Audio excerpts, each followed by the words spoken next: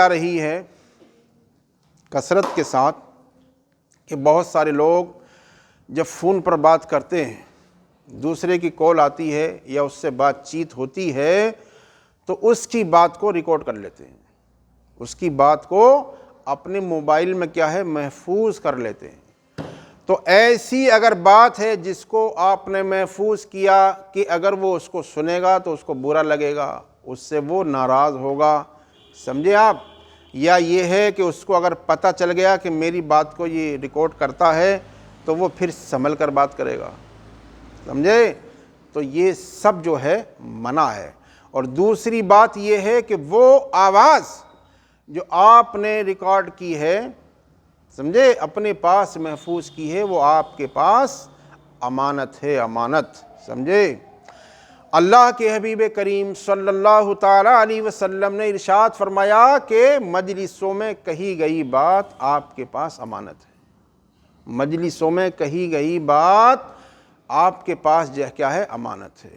تو آپ نے جو اس سے گفتگو کی اور اس کو اپنے پاس ریکارڈ کر لیا، اپنے پاس محفوظ کر لیا، تو ہو سکتا ہے کہ اس کو دوسرا بھی سن سکتا ہے، دوسرا سن سکتا ہے، اس بات کا امکان ہے۔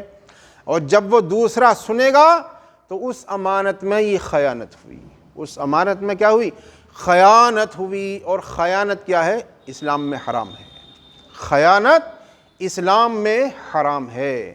نبی اکرم صلی اللہ تعالیٰ علیہ وسلم نے ارشاد فرمایا کہ جس کے اندر امانت نہیں اس کا دین کامل نہیں، جس کے اندر امانت نہیں ہے اس کا دین کامل نہیں ہے، لہٰذا جڑ سے وہ بات ختم کر دینا ہی چاہیے۔ کسی سے گفتگو اگر ہو رہی ہے تو اس کی آواز کو ریکارڈ نہ کیا جائے۔ ہاں اگر کوئی ایسی شدید ضرورت ہے، سمجھے، کوئی مصلحت ہے، کوئی ضرورت ہے اور اپنا بچاؤ ہے اس میں، اور اپنی عزت آبرو کا بچاؤ ہے تو یہ الگ بات ہے، لیکن عام طور سے جو لوگ گفتگو کو بلا وجہ ریکارڈ کر لیتے ہیں یہ غلط ہے۔